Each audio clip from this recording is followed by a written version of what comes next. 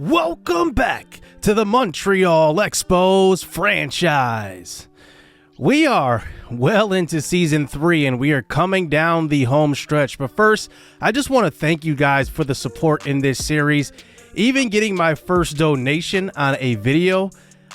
A big shout out to you guys. High Times in PDX, shout out to him. And comments like these really do make this series like so much fun for me, and I am enjoying building this team and entertaining you all. We are 67-44 here in season 3. Look at the team rankings. We are 27th and we are doing this well. We've already topped our win total from last year of 66 wins, and we still have a full 2 months of the season. It's just incredible. And the remaining 2 months of the schedule is actually an easy road. So we play most of our teams that are under 500 for the last couple of months here. And if we keep playing like we're playing, we're going to be in the playoffs. Last episode, I want to talk about the trade acquiring Garrett Crochet. Now, he was having a down year, which should say maybe he warrants a discount in return. But I think realistically, I look at, past trades. I look at a lot of trade deadline trades. There are a lot of top flight prospects. And looking at who we traded in Gary Brooks, he was drafted in the 3rd round of season number 1's draft. He's already got MLB experience already. They already moved him up to the MLB, which showed you that different teams value different players differently. And Gary Brooks was actually our 8th ranked prospect as far as top prospects go. So in relative terms, we were trading a potential guy, but they valued him much higher than we did. So I want to talk about what got us to this point, because how are we this good? Well, we're still middle of the road in batting average. We're 17th, where Vladdy leads us and Bill Hedger leads us with a 303 and 301 average respectively. We're 16th in home runs, which is an improvement, and we're 14th in slugging percentage. So why are we winning games like this? It's pitching.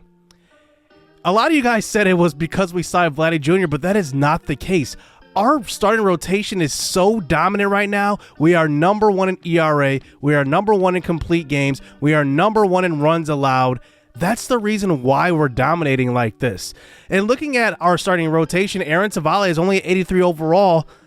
And this goes to show that overall is not the determining factor on how good a player is in MLB The Show. And this year is the total testament to that. We have Aaron Civale. Now, Alexander Santiago, he's got a 107 whip. Civale's got a 115 whip. John Means has got a 111 whip. When I signed him last year, I was kind of disappointed with the season that he had. He had a 121 whip. But now look at it. 2.87 ERA and a 111 whip. And then Emmett Sheehan, trading for him in the offseason was a big move, and he has really solidified himself in the future and the present of this rotation.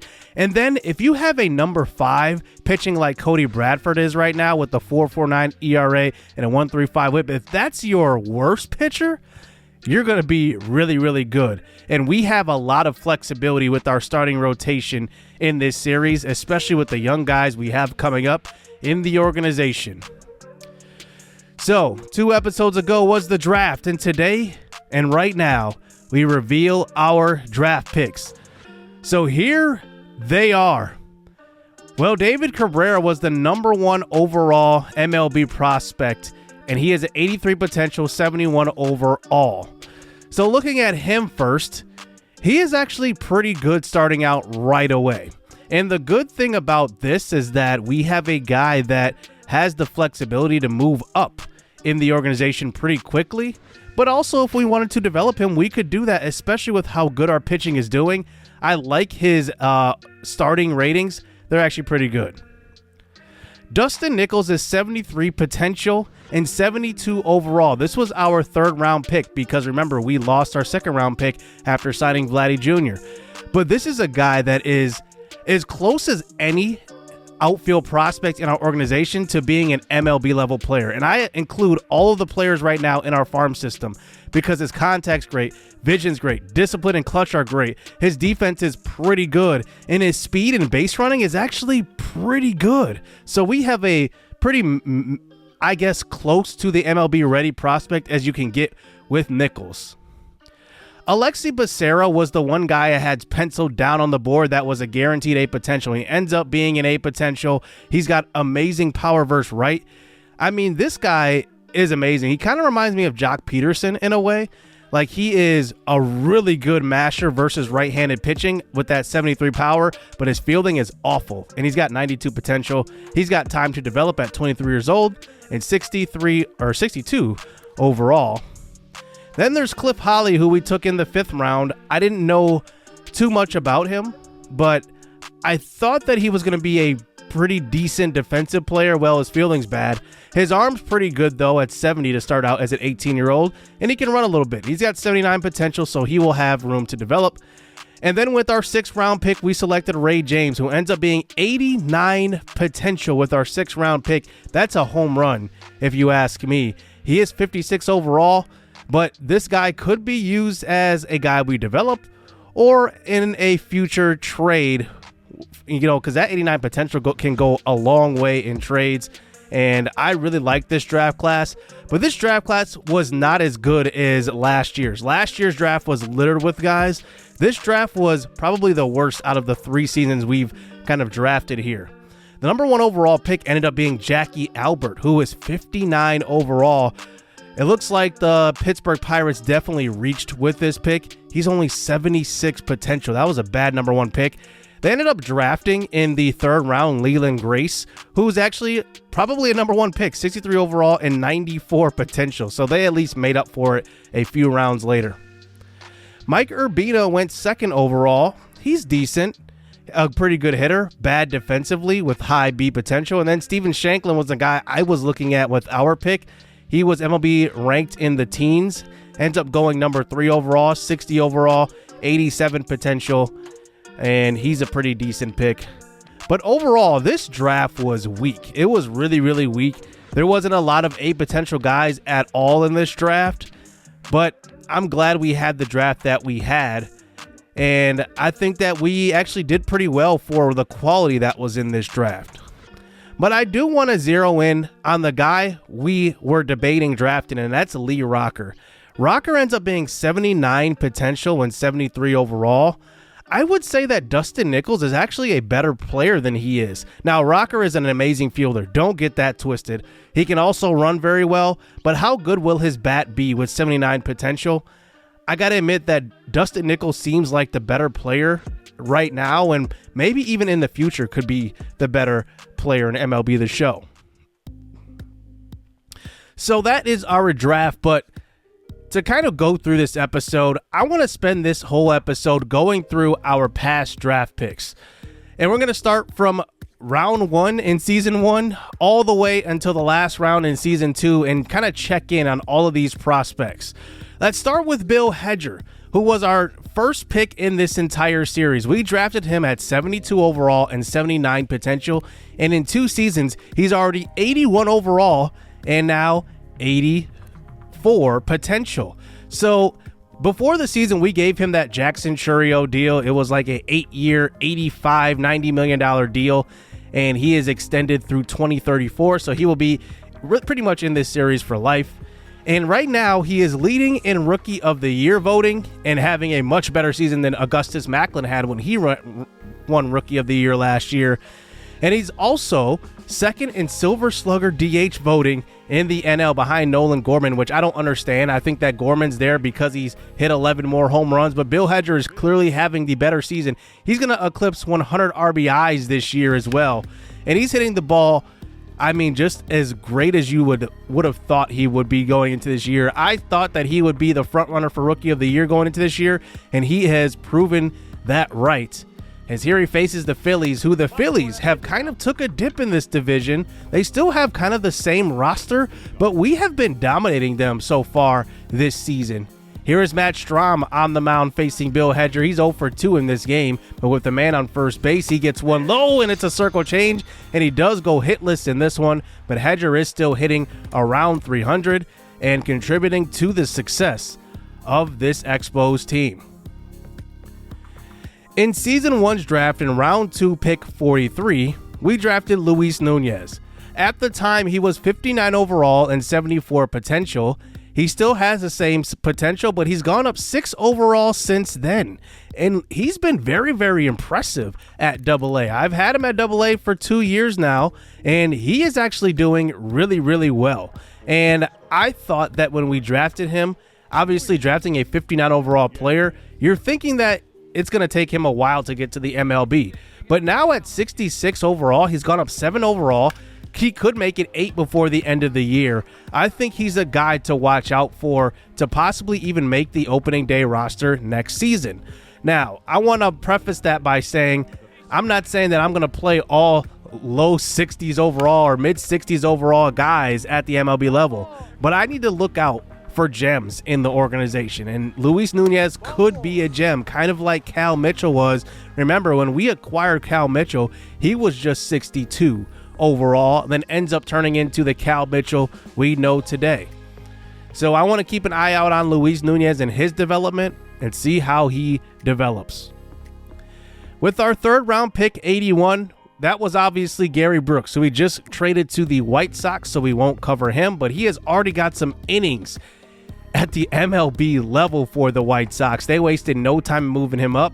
And I kind of said, like I said, other teams value guys differently, and they valued Brooks way more than their own pitchers that were around the same overall, but way less potential. In the 4th round in season 1, we drafted Bruce Edwards. At the time, he was 58 overall, and now he is 64. Now, I wanted to try him out at the MLB a lot earlier than maybe he expected. And so far, he hasn't been great, but I do want to give him his opportunities. I do think he has a lot of potential. He's got great vision.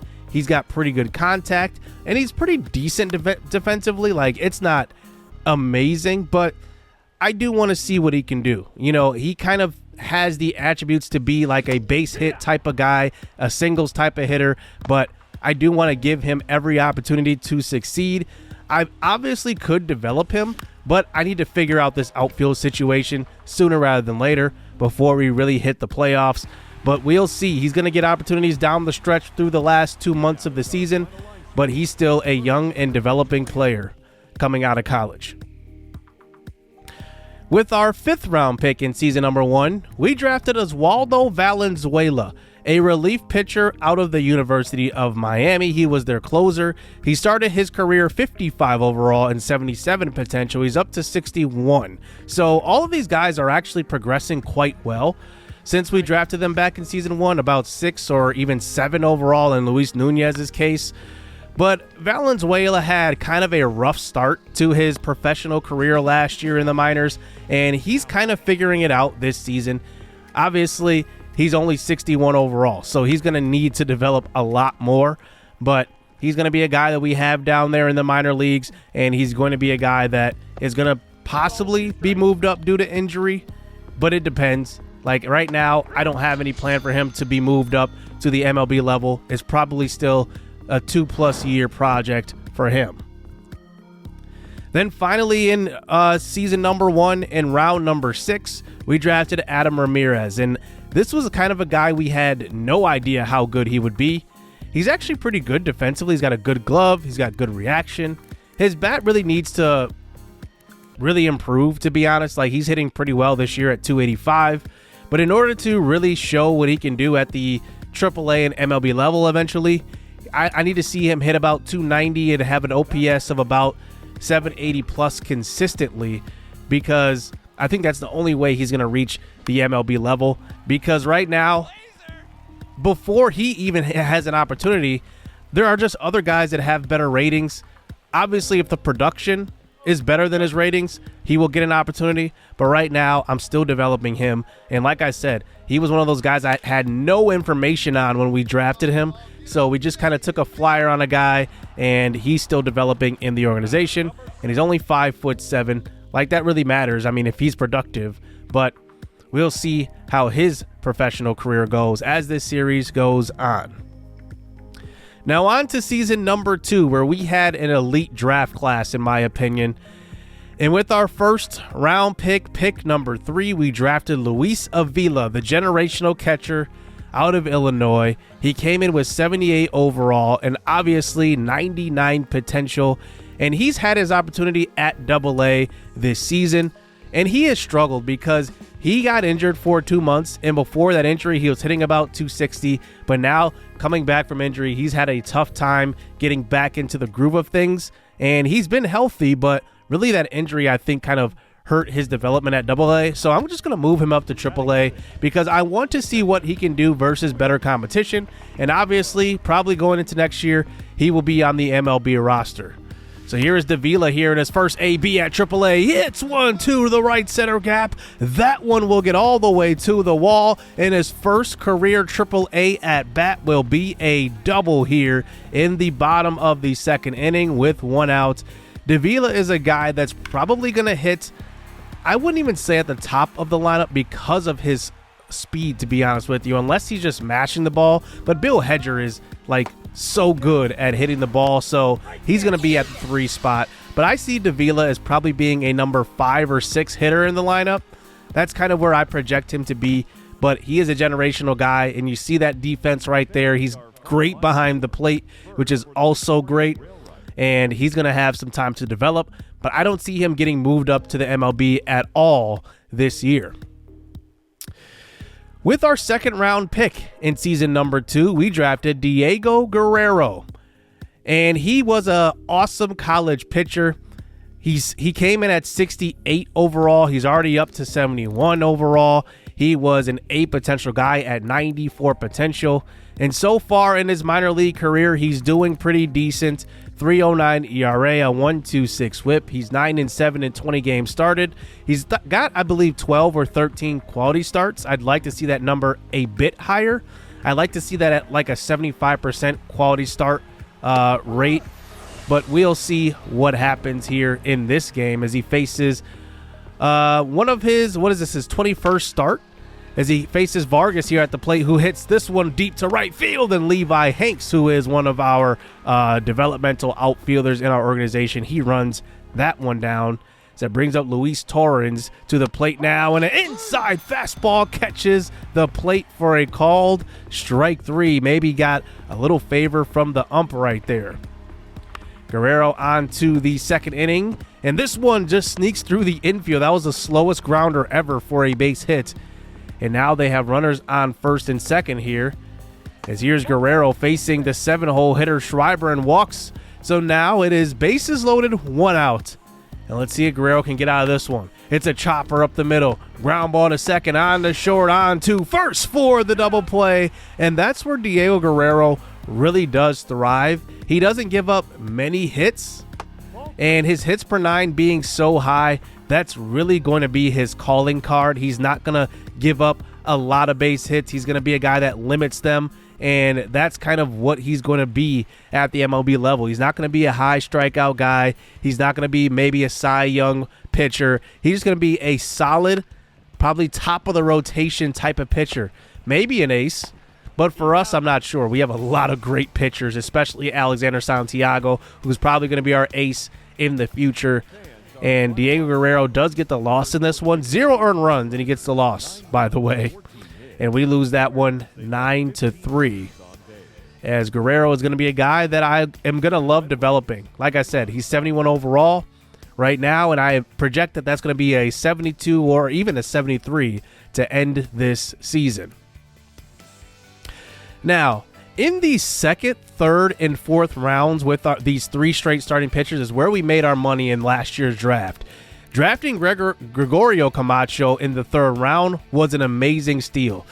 16 quality starts in 20 starts, a 2.59 ERA, a 1.11 whip, and I love the fact that he is a lefty. We add another dominant lefty into our organization, and Camacho is a guy that is going to really, I think, be a luxury prospect in this organization, because not only do we have Camacho as a big left-hander, we also have Carlos Samuels, who you'll see next. Obviously, we have Diego Guerrero, who we just saw, but then we also have Gary Shoemaker, who is, to me, our top pitching prospect, and he's up in the upper 70s overall now, and still in the minor leagues. And not to mention, we still have guys like Emmett Sheehan. We have guys like Alexander Santiago that are still young. I mean, we have a lot of youth in our starting rotations. But here, Camacho is still 18 years old. You got to remember that. He gives up a home run to opposite field to Danny Mendick. Wow. Danny Mendick. And then here is Ordonez, who comes to the plate, hits one well to left field, and that one is gone. Well, he's 18 years old. He's still going to learn, and he's still got to develop. He's not perfect, but he does eventually get out of this inning with a ground ball up the middle to short. But I just love what I see from this kid, 18 years old and a lefty. We will have the luxury to develop him for a couple of years if we want to, even a few years. We have that luxury, but he's going to be a guy that's going to be special.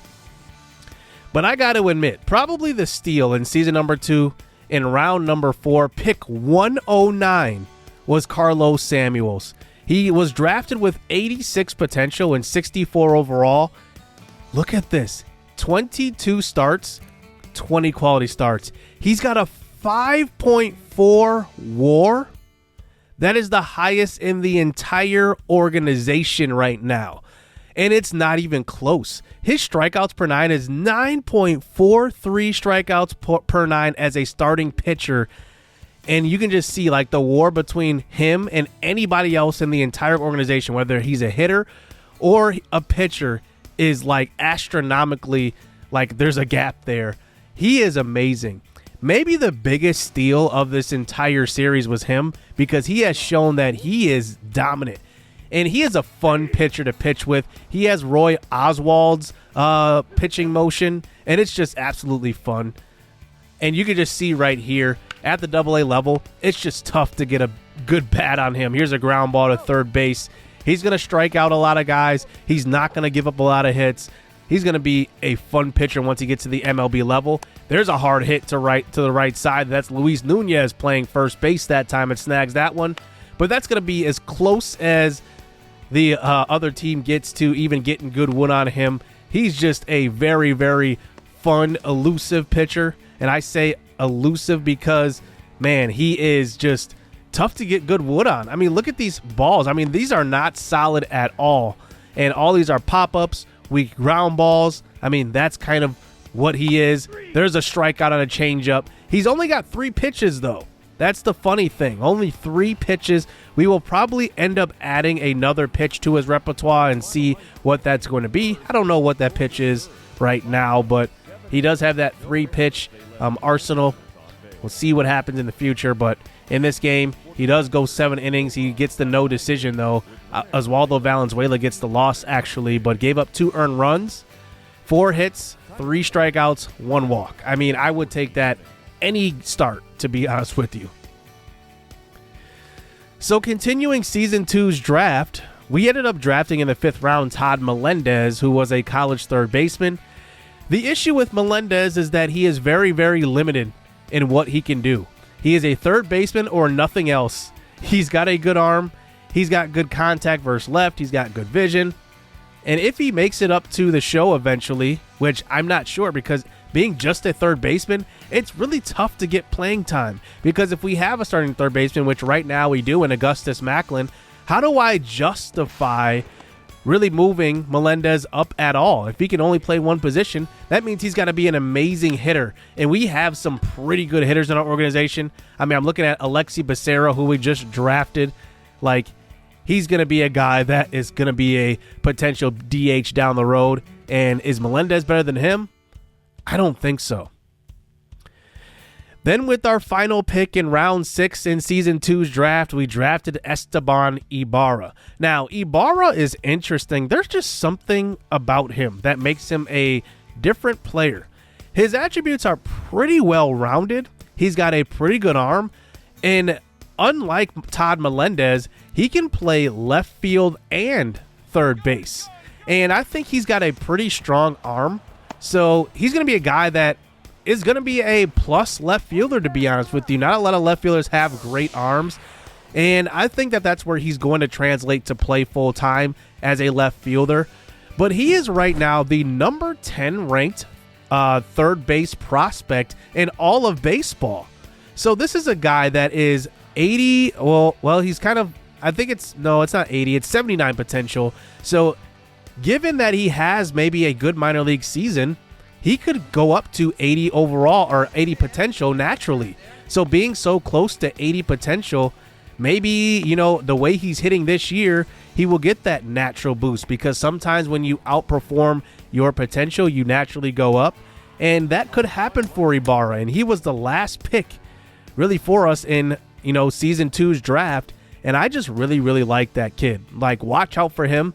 He could be a guy that could develop into something that could be something like Cal Mitchell. So during that time of covering all those prospects, we actually start the month of August, and we start the month of August on a 6-game win streak. This team just continues to win, and we get our record up to 76-49 in that time span, and we are 6 games ahead of the Braves. It's just kind of crazy because this team is outperforming everybody, including a lot of the NL teams, including the Dodgers even. And we are only behind the Minnesota Twins for the best record in all of baseball. They have 81 wins. We have 76. And I think going into next episode, we're going to make a move to secure our playoff spot. And that's moving up Gary Shoemaker to the MLB level so he can make his debut as a starting pitcher in the rotation. And we'll be moving some guys around. Brock Burke's going to go down to AAA. And then Cody Bradford's going to move to the bullpen to give us a pretty much secure arm as a long reliever. And Gary Shoemaker will make his debut at the MLB level, our top pitching prospect, and we make our playoff push to get to the playoffs. I hope you guys enjoyed this episode. I wanted to do kind of a prospect check-in on all of our draft picks, and I want to keep you guys in the know with those guys because those are the future of this team. We're not going to be a big spending team in free agency, so keeping up with those guys is really going to be important. Hit subscribe, hit that like button. Hope you guys enjoyed this one. We'll be back for more Montreal Expos franchise. Stay tuned. Let's get it. Let's go. I like getting money, I got time to get it. Target on me, so my car's a tinted. Dancing with the devil, I don't bargain with it. Bobbing in the dash, and the stick is with it. And I hit the 4-5 on the west side. But I'm from the east side, this how we slide. This how we ride, yeah, this how we ride.